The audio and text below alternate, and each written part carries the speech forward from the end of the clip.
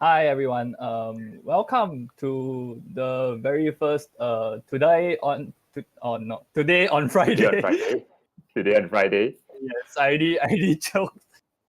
Yes. Okay. There's always first time for everything. Not the best first time. Welcome, guys. Welcome. Yes. Hello. So on our very first today on Friday, we have this very wonderful game called Water Child. Water Child is a final year project done by our student at UOW, UOW Malaysia KDU, and we have the developers here with us today. So before that, I'm your host. Welcome. I'm your host, Wesley, and then we have another masterful special guest, Mr. Eugene. Yes. Hi, guys. Yes. Welcome Widely to our stream. widely popular in our foundation course, right? Yes. Don't listen We to all him. know It's him. like- He's a wonderful lecturer. Yeah, wonderful lectures. Yes, we all would agree. Very friendly. Yes. So so together, our Water Child developers here is Chanza, Kenzie, Hello. Rachel, and Calvert. Hi guys. Hello. Hello. Welcome. Welcome to How you guys stream. doing? Sorry. How you guys doing? Yeah. Looking for internship. Oh, nice. Yeah, You just nice. finished. You guys just finished your project, right? And you guys just graduated technically, Well, in a way, right? I mean, I wouldn't say just anymore. It's almost 2 months already. Technically just graduated. For some of us, but some of us are still taking subjects that we missed out. Okay. So I would say this is your big project, right? So, Okay, sorry, do Wesley, you guys want continue to it's okay. So, do you guys want to introduce a little bit more about yourself to our viewers? Okay, sure. I'll go first. So, hi, I'm Chanza. I'm the lead programmer on Water Child. Calvert. Hi, I'm Calvert. I'm the level designer and sound designer for Water Child. Hi, I'm Rachel. I'm the lead designer for Water Child. Kenzie. Right. Okay, so hi guys, sorry I don't have my camera on. So I'm Kenzie, I'm one of the graphics programmer and also the audio programmer for Water Child. Welcome, guys. Welcome to our stream. Welcome. Thanks for talking to us about your game. Right. So, I just realized I actually. Wesley, do you want to repeat? Alright. So, do you guys want to talk a little bit more about Water Child so that the viewers will understand more about what is this game called Water Child? Actually, Rachel, Calvert, do any of you guys want to talk about it? Okay, so Water Child is about you playing as a water spirit, going to rejuvenate the world from its drought, basically. So what happened is that in this world, where mostly civilization was using water for most of their civilizations, technological advancements and all that, and with that, it kind of depleted its resources. So where they got it from is also from this tree of life, that is where you started from as well. And this is like maybe after like years has passed after the fall of this once glorious civilization. So right now it's basically, as the Water Child, you're also the last of your kind, trying to right the civilization's wrong lah, basically. Right. So, another thing. Right. So, I think I've heard a little bit about Water Child. I think it was from our last event. Jingle Mingle, I guess. It's quite popular. Your game is very popular. So, so about that, you guys did produce this very wonderful game in the end. So how was it like to produce such a wonderful game and then getting recognized? Like how is it to see the end product after 3 months? Like, I don't know, FYP probably around 6, 3 to 7, 4 8 months of work. Yeah, about 5 months actually, 5 to 6 months. Oh, I see. Wow. Yeah. So how do you feel to come to this final end product? Do you feel satisfied, or do you think there's still improvement? Uh, Okay. Sorry, I disconnected, I think. But if nobody wants to go first, I'll go first, I guess. So we Go had, ahead. Go ahead. we did have like the end product is actually quite a bit less than we initially planned for it to be. We had like this really core mechanic that we wanted to do that we didn't end up doing. But I wouldn't say that it was disappointing, but it was quite like we are quite happy with, at least for me lah. I'm quite happy with what we managed to put out. You know, it's like when you set out to make a project, especially as students, you're kind of like you're pointing your nose in the dark and trying to find your way through. Right? So you don't really know what you're doing. So it's not the best. It's not like as good as we planned it to be, but it's like the best that we were capable of doing with what we were given. So for me, I'm quite happy with it, especially like the overall like feel of the game, the polish of the game. That was something that we sort of tried to target very early on, and that was something I think that we came pretty close to. So I'm like, quite happy with it. Thanks. Nice. I mean, it looks really pretty, and I've heard that you guys got featured in G Round, featured in newspapers and all that. So maybe just talk a little bit about the team that you have, right? So I know that this is not everybody. I know there's Rachel here, there's Kenzie, there's Calvert, there's Yu Chanze. I think the team is slightly bigger, right? Do you want to talk about how you got your team together and how you guys, work together on this? Was it a smooth project? Was it a rough one? And fun fact, just for everybody who's watching, Chanze, Calvert, and Kenzie, I remembered you guys were my first ever student batch when I first started. Yeah. You were back then, and now you're OW. So it's fun. It's really nice to see how you guys, your guys progress. So yeah, talk about your teamwork and how you guys work on it. Okay. I'm gonna like give the others a chance to talk about this, but the quick summary was like the team started with the leads, which was me, Rachel, and Jachi. We worked together in GPS 1, and we kind of like meshed well together, so we wanted to do it again for FIP. So that was like the first formation. After that, we started looking for people. We set first, like our priority was our portfolio, right? Because by the end of the day, the FYP is supposed to, you use it to showcase to people so that they'll hire you, right? So we kind of set some rules first as to what we wanted to achieve. We only had 2 rules in the end, which was just that 1, it has to be an Unreal Engine, and 2, it has to be a 3D. Yeah, specifically for the tech and the artists. So from that, we kind of asked a few people, see if they wanted to join. And then we didn't actually have an idea at the start. It was very much just the 2 fundamental principles, which is that it has to be an Unreal Engine, it has to be a 3D game. The idea itself was actually by Rachel, like the first ideation. Rachel, do you want to talk about it? How far back do we go? Since the beginning. It's a long story. It's more like how far back do we remember as well? Yeah, when I was a child, like the water child. No, I'm just joking. Well, Continue on. to add on to what Chanze said, we also look for people that had goals that align with what kind of vision we want to have. We did play around with the idea of water, having something to do with water. And we actually did have another concept previously, but after that we felt like we wanted it to be more what's the word, exciting, magical, grand. We did have a revision on the idea and also what could have been improved, which led to the idea of the Tree of Life with the water child and going on a journey to revive the land, something bigger than itself lah. Excuse me. Yeah. Anything else to add? I guess like to add on that, the pitch that we had for Water Child was actually like we changed the idea completely in the last 3 days before our pitch. So we had to chew together. We threw away everything and then we threw together this 3D pitch.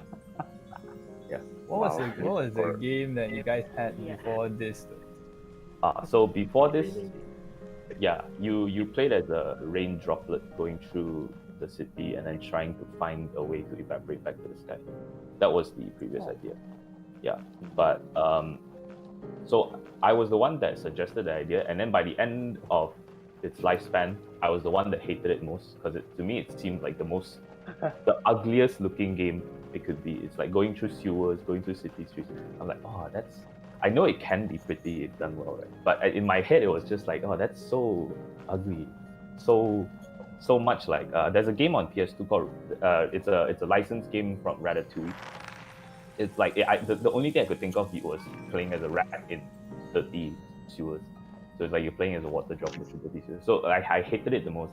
Then we kind of ideated it past it, and then we threw that out, and then we came up with this. Wow. Right. So Ian, yeah. Wesley, you want to take the next one? No. You go first, Mr. Eugene. You always has the priority. Okay. Wow. I think I do have a follow-up question because you did talk about aesthetics. You did talk about the art direction, and your earlier idea didn't really have us. I mean, the art direction would be filled, and that I could imagine the concept art would be filled with sewers, and that's not a game you wanted to build. And true enough, you guys came up with a really, really mystical, like, I would say, city in the desert, really beautiful. Maybe I would want to talk a little bit about the art direction. All right. So, what do you think is? I mean, how did it turn out this way? How did your thought process for the art direction come about?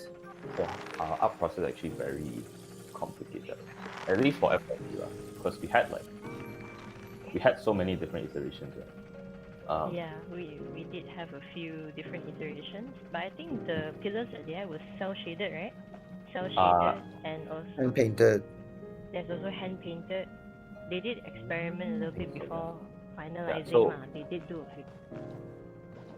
Sorry, go ahead.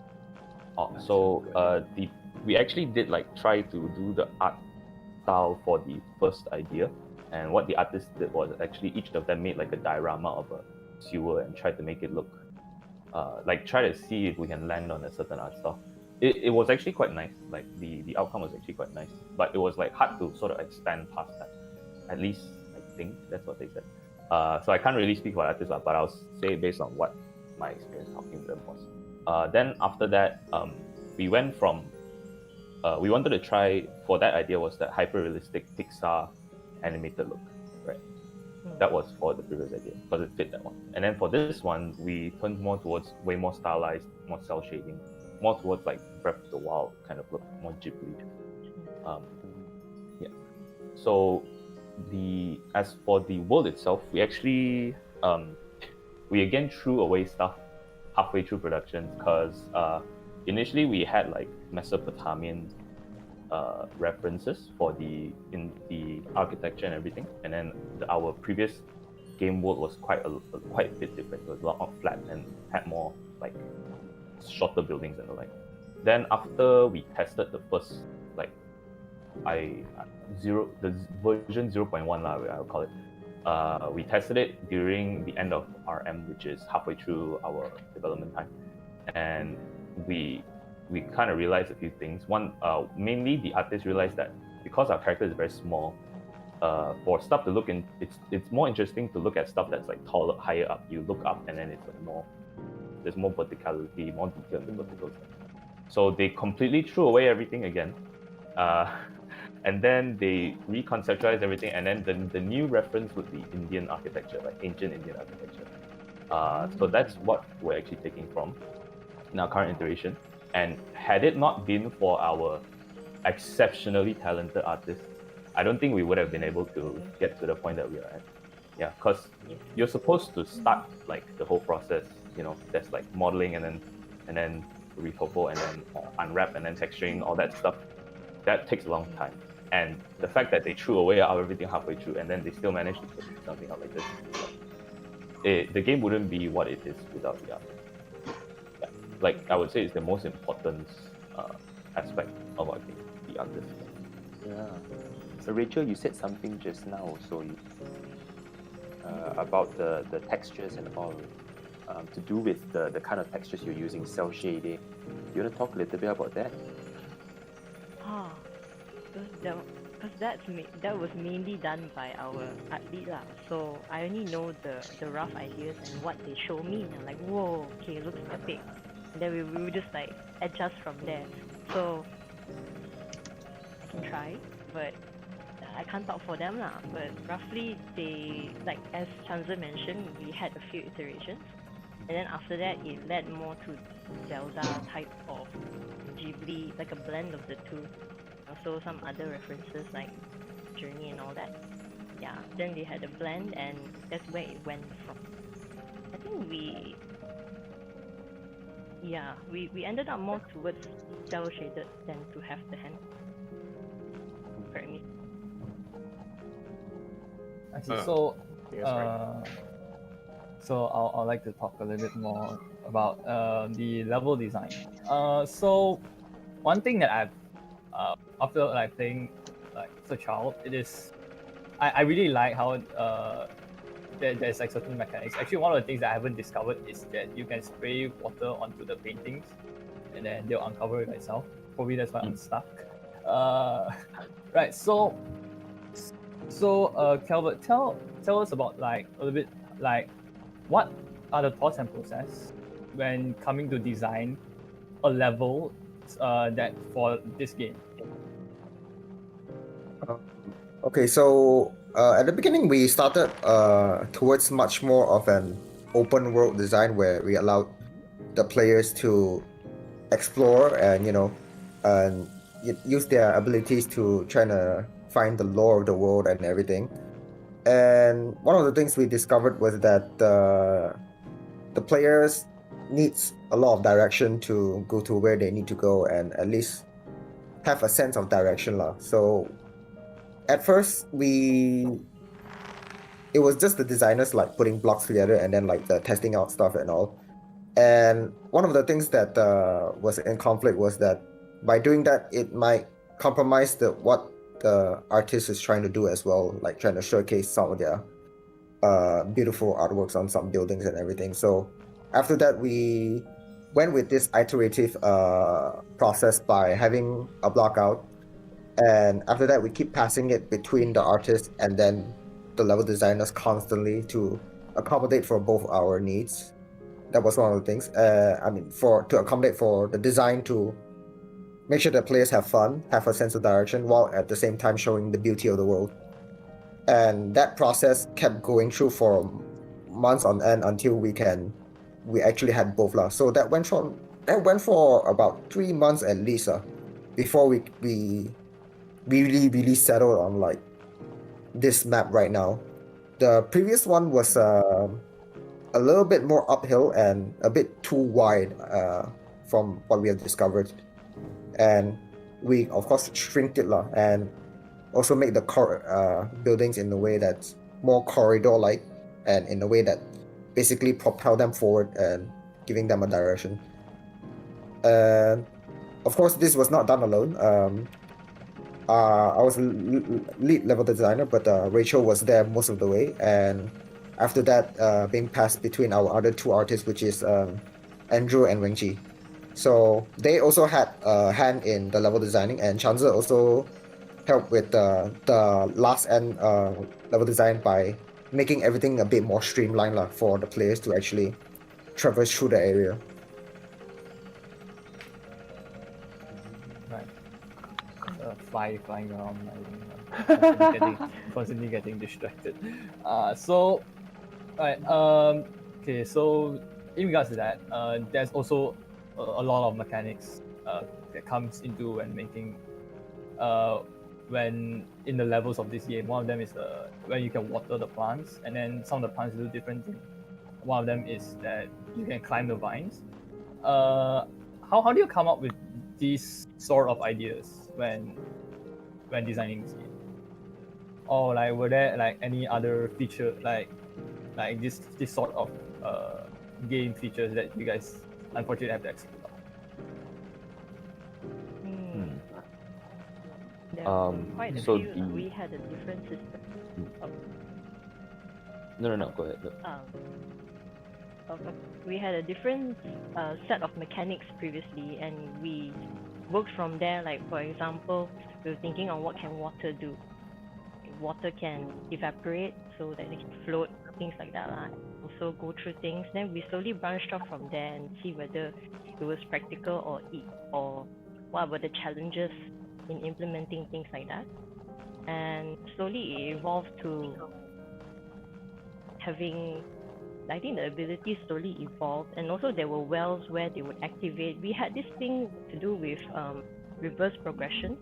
That was one of the ideas, where instead of normal games, as you progress through the game, you get more abilities. It's easier to go through the game. But for us, it was like more like you have these abilities, and as you go through the game, you lose them, so it gets progressively more difficult.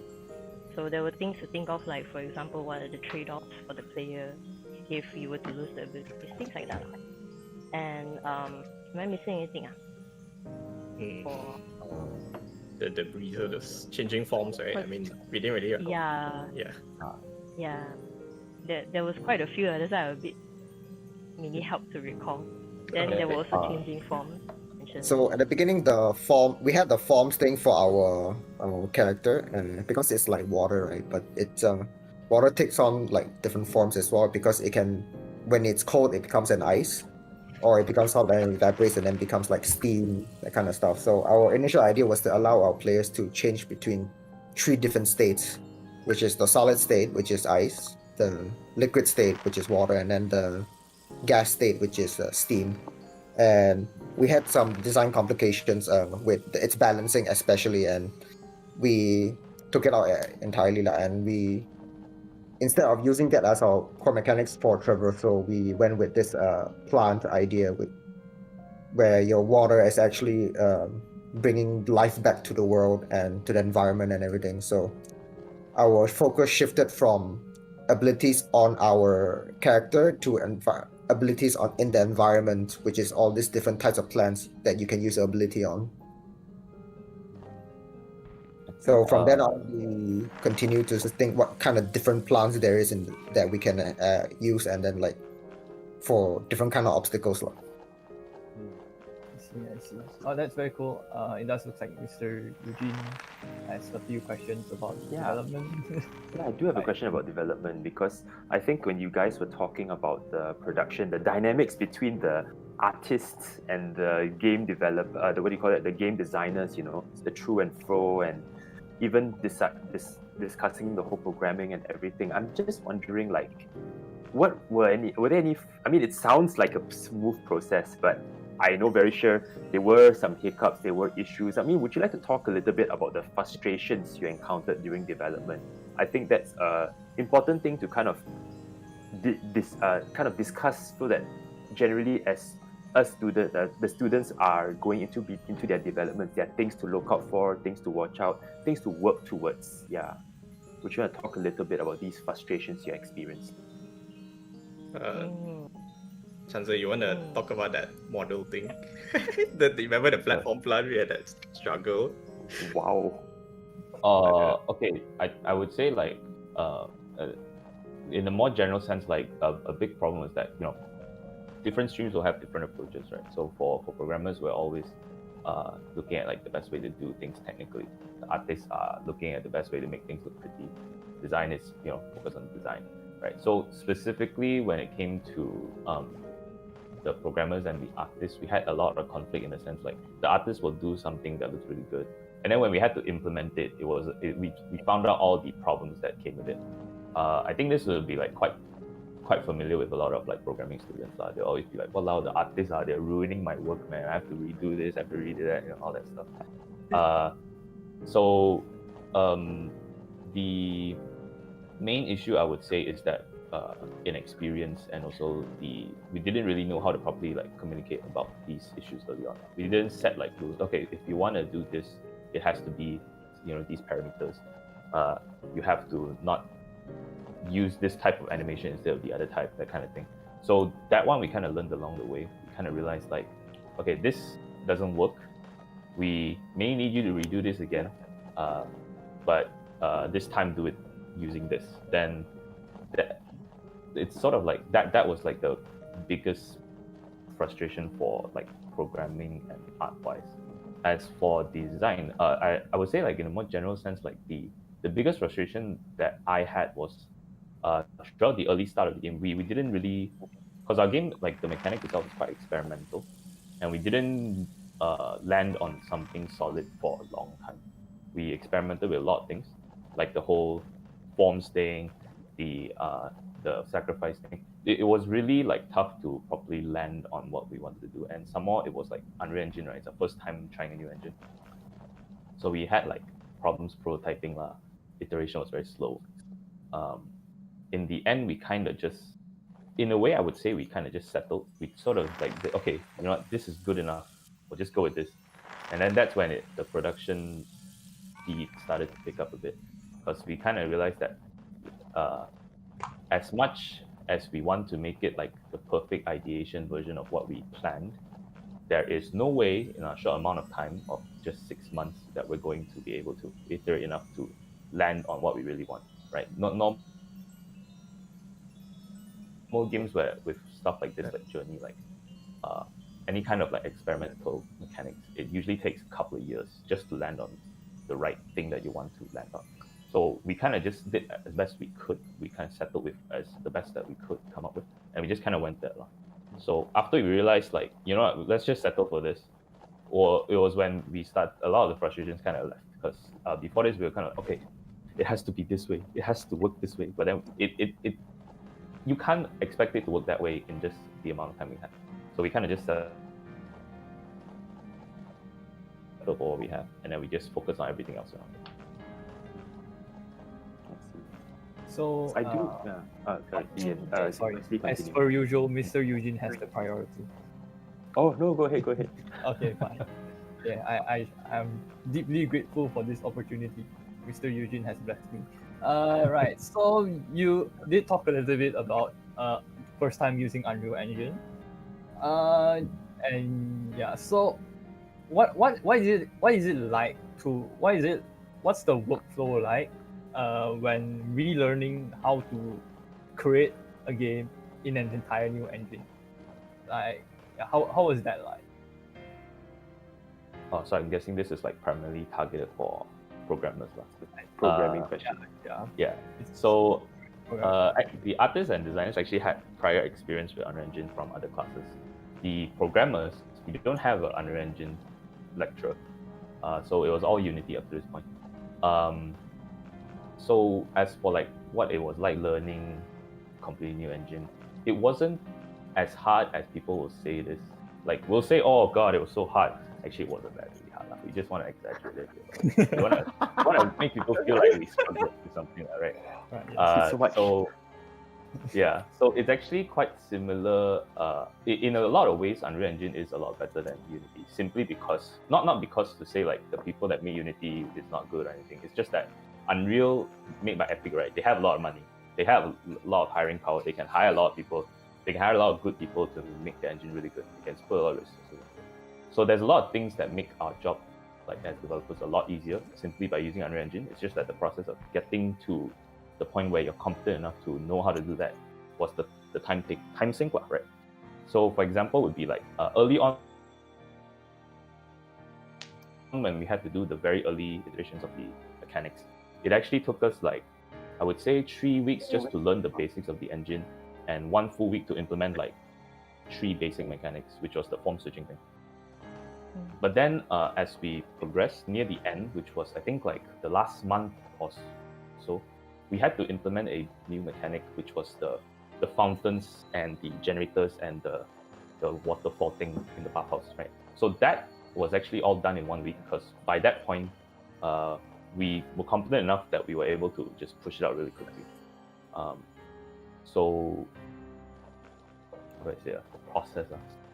I guess it's just like that. It gets easier with time, you know. It's yeah, and it's once you understand the differences, it's very apparent that it's basically the same one. You just have to. It's like an interface difference. Once you know how to use it, it's basically the same as the other.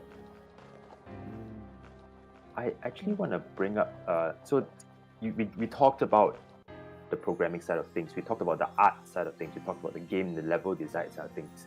There's one aspect that I want to bring out, and this question is directed to Kenzie because I noticed Kenzie is the audio designer also. Do you want to talk a little bit about that?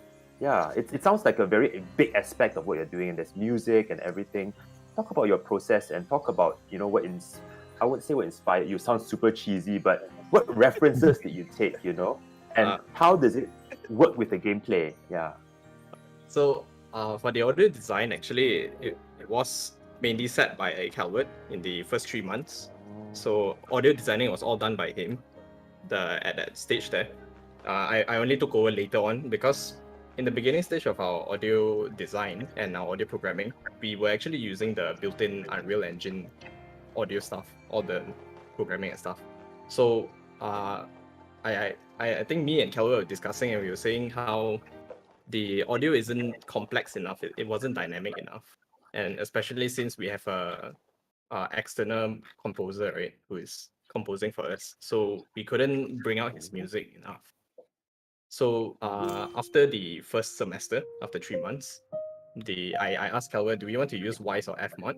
And Calvert say like up to me, but so I was comparing the differences, so we decided to go with fmod.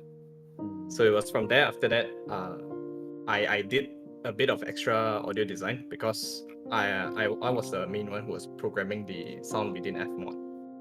So as for the inspiration, I think I can say a little bit about this, but I will pass it to Calvert to talk more about it. But our understanding is that we actually set some amount of instruments that we want to represent. Like if you're talking about the unfortunate parts about our project, I think I would say is that we didn't actually manage to get the idea for the music out in a very Asian, Middle Eastern mix kind of idea, because we actually had some instruments that we wanted together with the music that way. So those are some of it. Now I'll pass it over to Calvert to talk more about the inspiration. Yeah. So one of our not just the music, the main inspirations for our game was Journey, and also from Zelda. Both of them, both art style and the music was heavily inspired by both of them lah. So the other thing was that was in both of their games was how the instruments dynamically appear and disappear depending on the situation. So we decided to have like each instrument that basically represents like different things based on the designs of those previous games as well. So then we talk over with our music artist and see what he's capable of and what he's not capable of, and there's few genres and themes that we needed to keep up as well. So one of the things was like it's supposed to be minimalistic in however way we can, especially since we are also trying to target in not casual players, but it's supposed to be a game that's easy to learn for all ages. Like we're trying to make a game that for young people and old people are able to pick up and just play, and everything else is supposed to complement that, and that goes for the audio design and for the music as well. So as we were progressing on, and after we switched it to fmod, and even before that we discussed about this, but it made it easier with fmod. The music was split into, basically we have a main track playing for the music, that's basically then it represents basically you yourself, and then from progressing from area to area, it switched between one instrument to another instrument, and basically that does it seamlessly as well, with the main instrument being played, which is yourself, going from the first area, which is the fountain, the second area, which is the bathhouse, and that created identity for each of the areas lah. And once there, you get to the temple, which is the end level area, it switches to another one. Actually, it plays all of the instruments at once, and then it gives like this sense of achievement in a way. And it not just achievement, and it kind of signals like the end of your journey as well, and gives you an idea of what you're supposed to do. That was for the music, and for the sound design, um,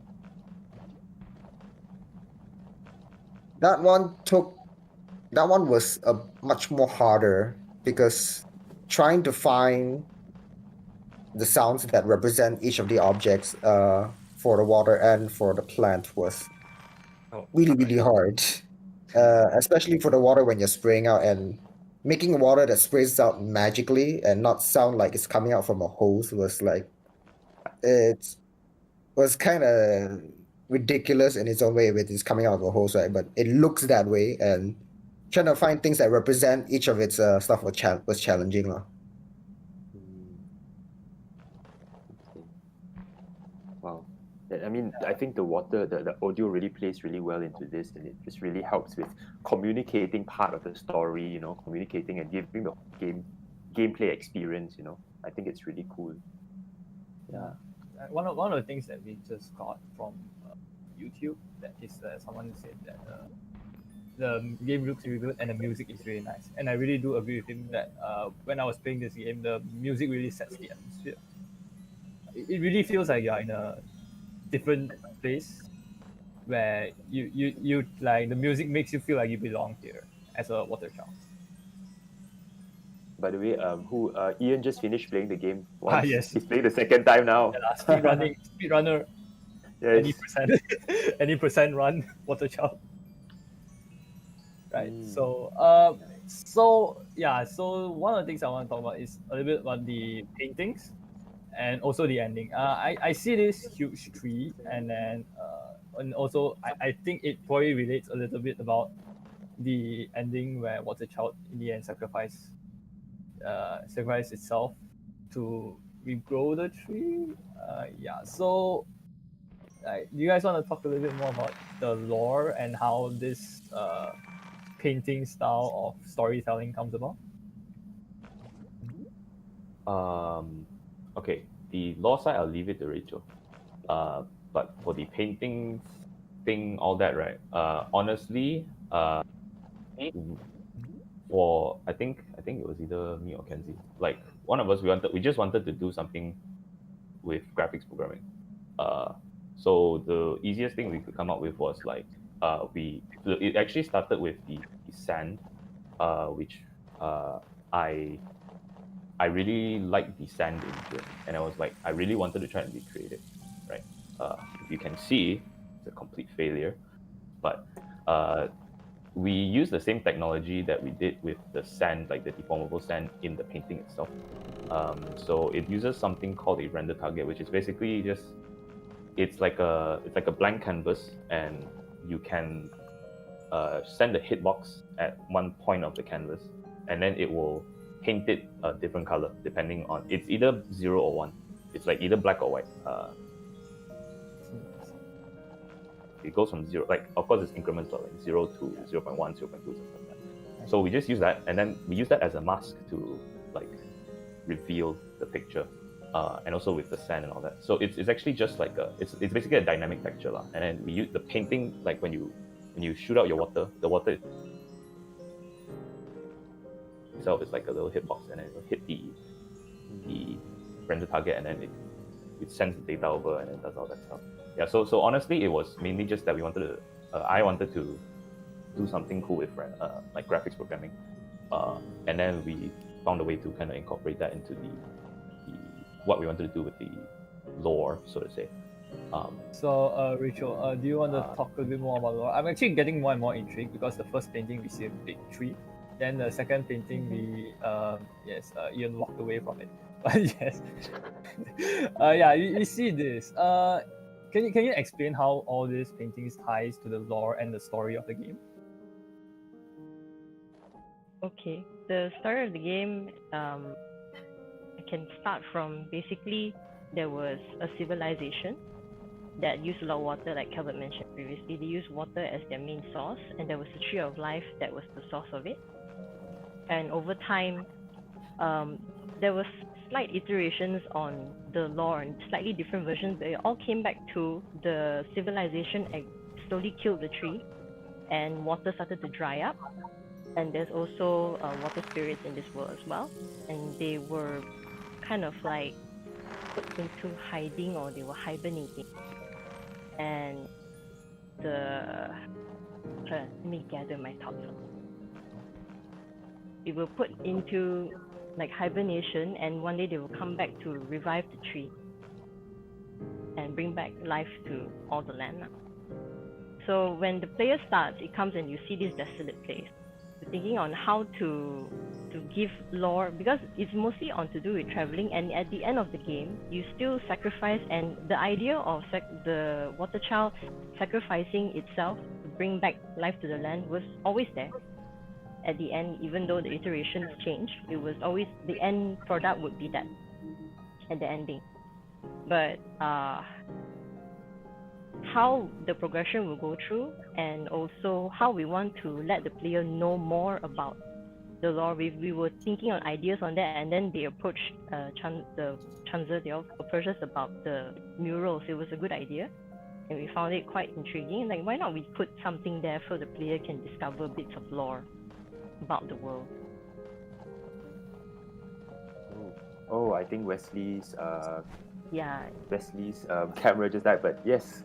But then, I mean, it's really interesting how you kind of like, work together. And so the story, in a way, what I really like that I'm seeing here is, in a production wise, is that each group, each aspect kind of came together to build the story up together. I mean, there was a basic lore behind it, but the storytelling, the art team, the programmers came and it's like this massive melting pot that comes up with such a beautiful game. So beautiful. Yeah. So we are about like 15 minutes left, and I think so here's one of the questions by someone other than us. Is by John. The question is, why water child? Why not water adult? Water adults for the sequel. Nice. It's real. I do have some questions from the audience also. So from YouTube, there is a question being posted. Like, the question goes, what would you guys, the team, like to try in the future in terms of game development? Is there anything you guys are currently experimenting with? And I know a lot of you guys are going to start your jobs already. So, any plans, for the future, and personal plans, I would say. Water adult. Water adult. Water adult, man. Okay, I think I'll give my thoughts.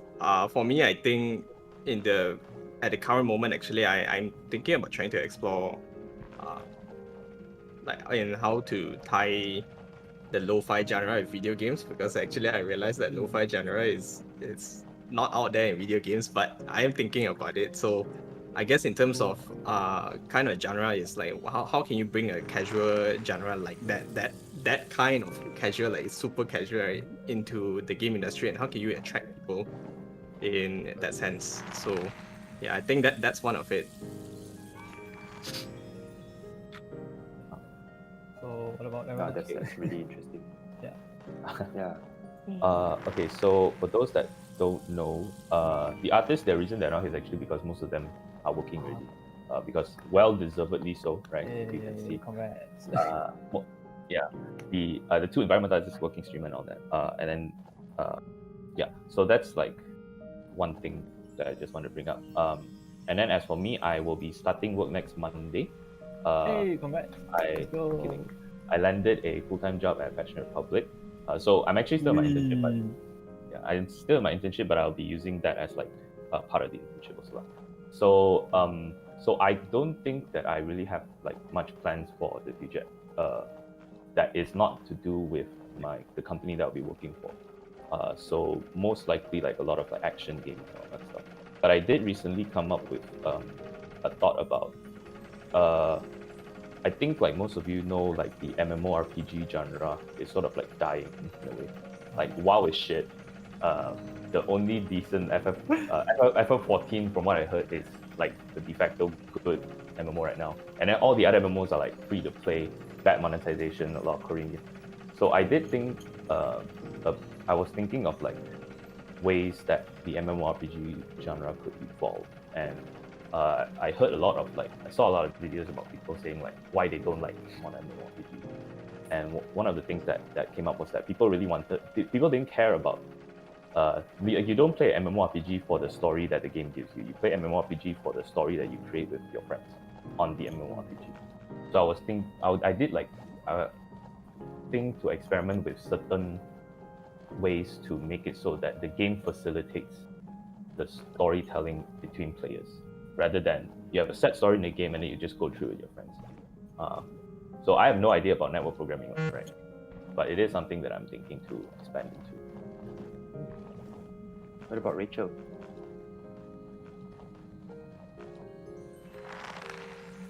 What about Rachel? What about you? Plans for the future and what you want to work on? She does not make games anymore. Oh, I think she's preoccupied. Connections a Let's bit. move to Calvert. Yeah, move to Calvert. Calvert, what about you?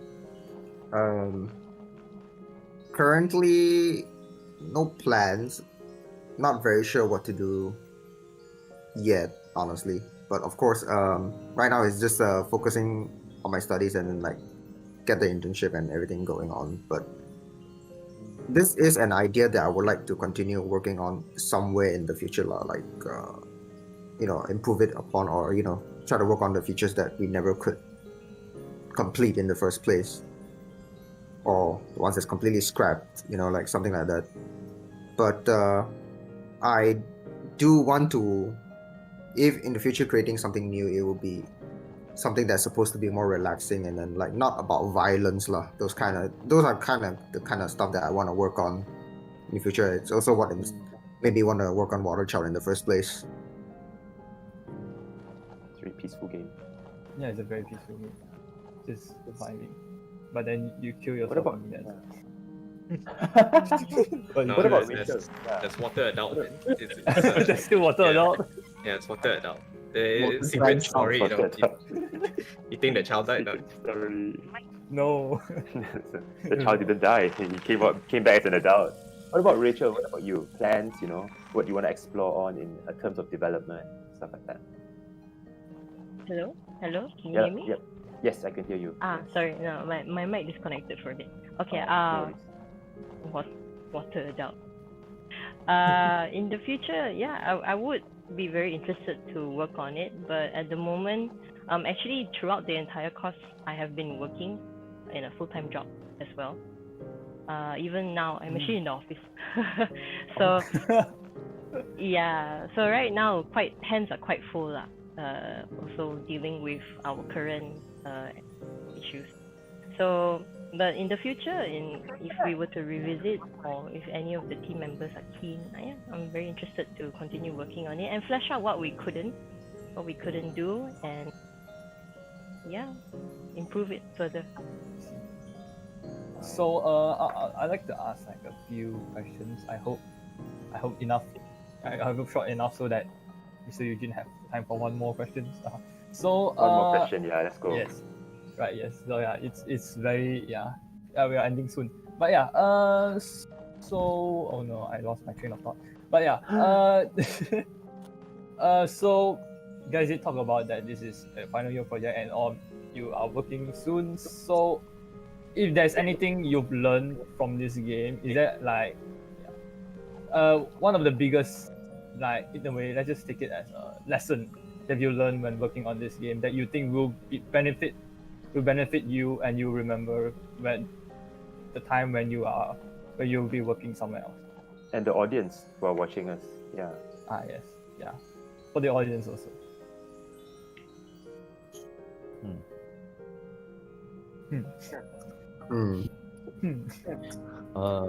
Thinking gears running. I guess.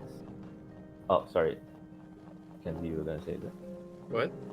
Oh no, sorry. Okay. I was gonna say one of the, ironically, we were supposed to go through GPS 1 and learn production there.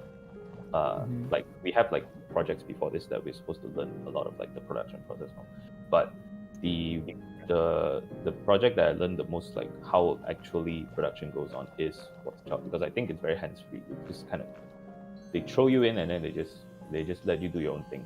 They give you advice, but then they let you do your own thing. So I would say like the best thing I've learned is like always prototype and test what you're going to make. Because if you have an idea in your head and then you make it and then you don't try and test it out and all that, you know, people might not like it. You might think it's cool, right? But people, it might not be as cool when it's actually implemented.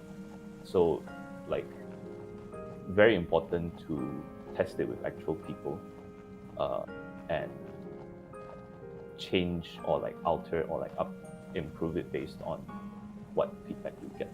And I know it's been drilled into our heads from the beginning already, but I still find like a lot of us, we don't actually take a lot of importance in it. I think it's mainly because we don't have a lot of time now. Like GPS, all that is 3 months, it's 6 months.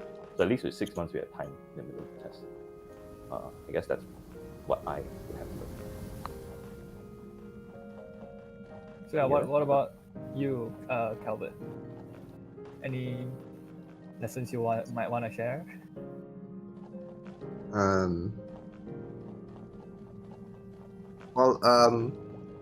One of the challenges for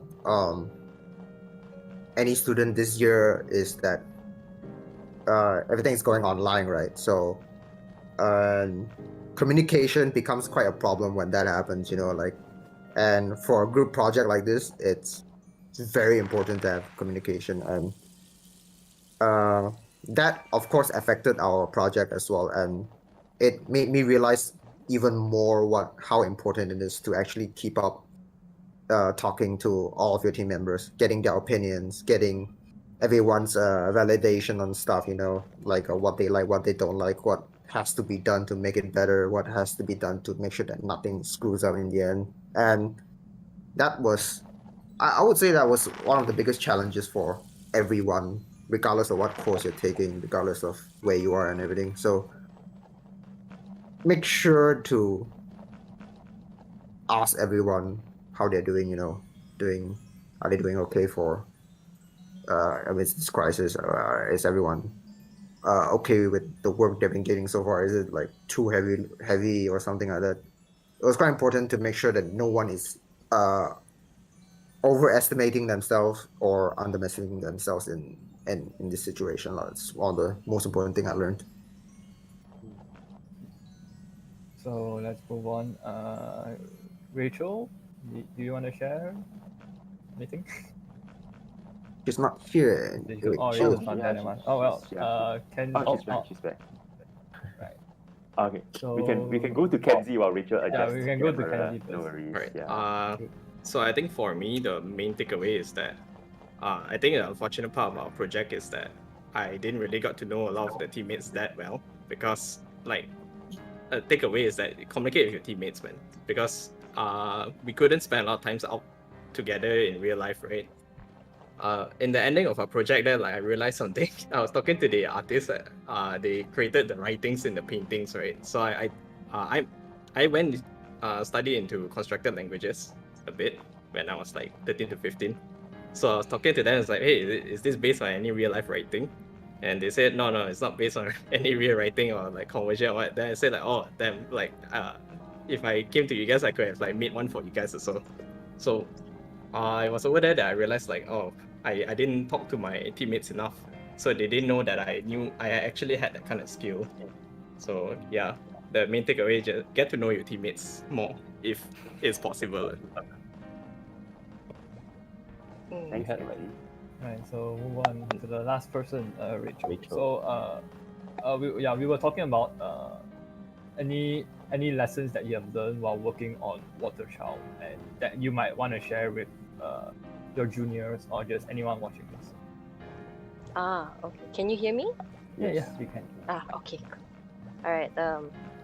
Adding on to what Calvert said about communication, I think that one was quite a challenge. And judging by our situation now, in case that ever happens, to find out about avenues on how to improve the communication, not just on talking, also showing. Because when you're in person, you don't really think much about it. You just show them or you draw in person. So if you're communicating online, you find a way to bring across the idea that you want to communicate to your team. And also to get to know your teammates, like what Kenzie said, to also get to know your teammates, then be able to communicate better, maybe able to work better as well. I also feel sad that we weren't able to really get to know in person, even though we had a lot of long meetings online. I think, yeah, those two things, like both of them mentioned. Yeah, it's a bit sad, right? We can't meet up, and usually I could imagine like after a big group project, everybody would just go for a big meal together to celebrate. Yeah. We No, haven't sadly, done that. Yeah. Yeah, hopefully you guys can do it soon. Hopefully with the vaccine coming, everything, Yeah. with a reunion, and possibly Oh, bring yes. some. We had like one day where we actually got to work together. And like One day. Yeah. One That's day. kind of sad. I think okay. Hey, So one we day had better we than had none one days. day where one day before the what was it, MCO shut down again, and then we did get to work together in the labs like one day, right? It was our most productive day, obviously. It felt good. Yeah, it felt good. Yeah, it did. Yeah, we could shout over the computer like, "Hey, where did you put that file?" Like, okay, like instant understanding. Yeah. But It's like before not anything, our art lead just entered the chat. Ooh. Oh, Wow. Jashi. Actually, I was about to say since you have really brilliant artists and the music was great, do you want to just give like the artist a shout out and the music the producer, the audio Yes, music I am. producer a shout out, and also the rest of your teammates as well. Let's do it, man. Okay, so I'm always shouting out the artists. Without them, I don't think the game would be anywhere where it is. So one of our artists has been here throughout the whole thing, which is Chui Teng. She's our props artist. Yeah. She also helped with some a little bit of like UI art and all that. Dachi, who's our lead artist, she didn't do as much modeling, but her primary is animation. So she did actually almost every single animation in the game is by her.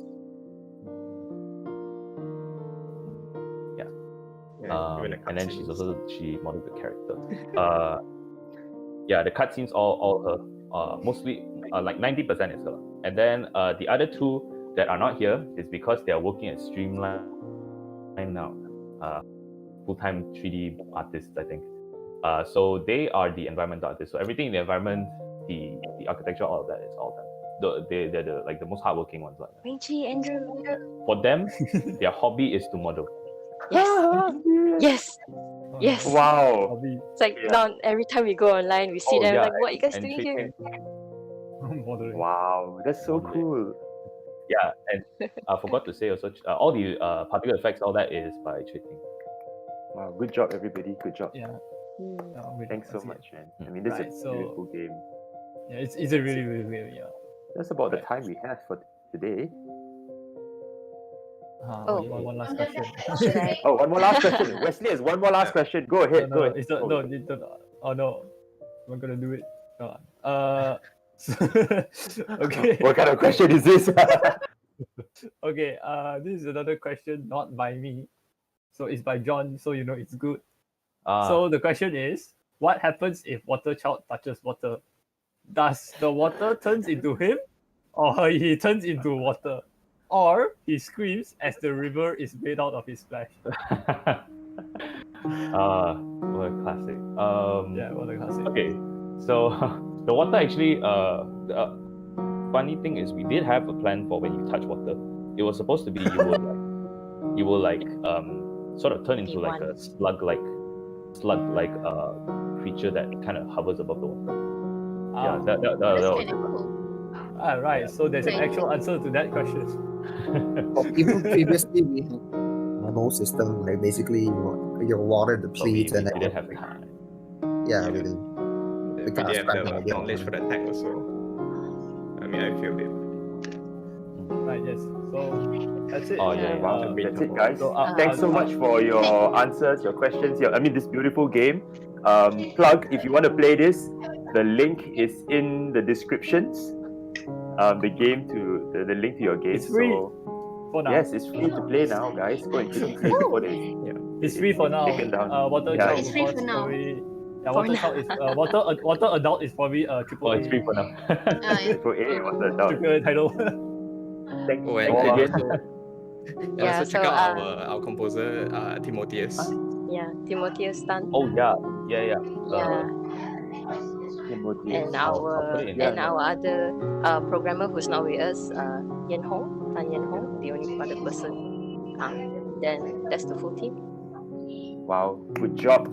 Yeah. SkyJus, right? You guys are called? Yeah. Yes. Good job, Expensive SkyJus. water. Thanks so much that- for coming to talk to SkyJus us. Yeah. So yes, Thank- that was SkyJus Studio on today on Friday, most creatively named program ever. Right. So yeah, that's about it for today. Once again, thank you very much for joining us. We had a very wonderful time. I hope you guys have too. Right. Thank you, and hope you enjoyed the game, and thank you for having us. Thank you, so much. everybody. Thank you for coming. And just so you know, today on Friday was brought to you by SCCM, DICE, and UOW Malaysia. We will try to have this pretty often. We'll try to have this bi-weekly if it's possible. So just do join us and come and hang out with us. Yeah. And also, So, Mr. Eugene, so next week also possibly have another event like this. yes, that Next week we have let's advertise for next week. Speaking to a few of our alumni. We'll be speaking to Sophie and I forgot what's the other guy's name.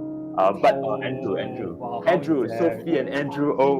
But it would be in the same Discord channel and it will be streamed on the same YouTube channel too. So join us next week at about the same time. The social media will be posting out the more details and the links. So thank you so much everybody for coming. We'll see you next week. But next week, wait, Mr. Eugene, not so one more fast. thing. Oh, not so Not fast. so fast. Hold it right there, right now. Just kidding. So yeah, before that, we if you guys like these events and you guys want more, you guys want to be part of these type of weekly streaming events, or you are just a SCCM student wanting to be a mass comm student like us. Right, yes, yeah, feel free to check out DICE as this is one of our meetings from now on. We are primarily we are finding for people who are who also has a passion in streaming and essentially event management, and yeah, you can join us and be a streamer, not paid by ADU. Yes. You get a fake masscom degree printed by Mr. Eugene. What? What kind of promises are we making here now? All right. Right. Okay. Promise guaranteed fun. It's not so fake, man. But, Yes. yeah. Yeah. So just come and chill with us, guys. Have fun. All right. So, Thank you so much, guys. Yes, I'm your host, Wesley, and this is I want to say my co-host, but to be fair, he's been the main host, Mr. Eugene. Right, yes. Thank you guys so much. Have a nice day. Bye-bye. Bye. Bye bye. See you.